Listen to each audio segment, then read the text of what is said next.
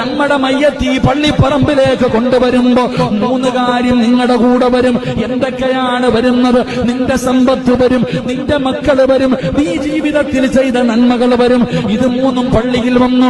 മയ്യത്ത് നമസ്കാരം കഴിഞ്ഞു. ഇവിടുന്ന് പള്ളിപ്പറമ്പിലേക്ക് ഇറങ്ങുകയാണ്. പള്ളിപ്പറമ്പിലെ ഖബർസ്ഥാനിലേക്ക് വരികയാണ്. 6 അടി മണ്ണിനകത്തേക്ക് നിന്റെ മയ്യത്തിറക്കി വെക്കുകയാണ്. ഖബറിന്റെ അകത്തേക്ക് നിന്റെ മയ്യത്തിറക്കി വെച്ച് പടച്ചവനെ ഒരു പിടി മണ്ണ് വാരുന്നും ഒരു പിടി മണ്ണ് വാരി വെച്ചു. ഇന്നുവരെ സമ്പാദിച്ചത് മുഴുവനും അവിടെ വരെ വന്നിട്ട് തീരുകയാണ്. അന്ന് പള്ളിപ്പറമ്പിൽ നിന്നെല്ലാവരും മടങ്ങിപ്പോകും. നിന്റെ മക്കള് പോകുമല്ലോ, സമ്പാദിച്ചു വെച്ച സമ്പാദ്യം തിരിച്ചു പോകുമല്ലോ.